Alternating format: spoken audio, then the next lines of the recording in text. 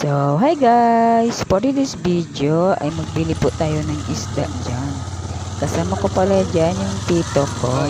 Nag-aaya lang sa akin, nagbili daw kami ng isda. Yun mo pala yan mga guys. So, nagkakape pa ako dyan. Coffee, kape, parehas lang yun. Charot lang yun guys. So, ayan, palabas na kami yan dyan.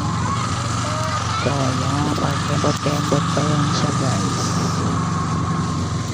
Ayan, palapit na kami dyan guys. So, papasok na yan kami sa loob.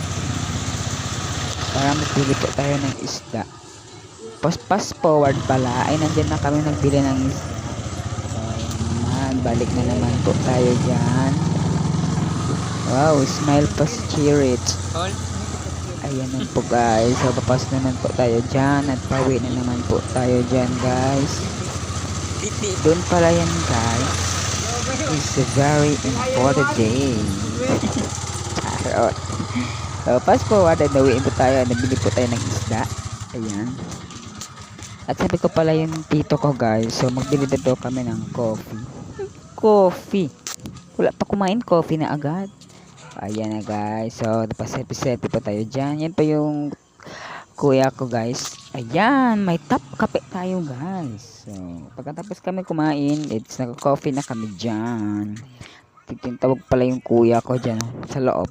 Sabi siya kasi magluto ng ulam mga guys. So, ayun na mga itiks. Papa ko pala nagalinis ng tanggal sa leeg at saka katawan guys. Yung hasang. At papa ko din niya putol. Wala nang ulo, putol pa rin. Ayan. Kasi ang ulam namin dyan guys is prito at saka ng sabaw. Masarap talaga yan sabaw guys. So,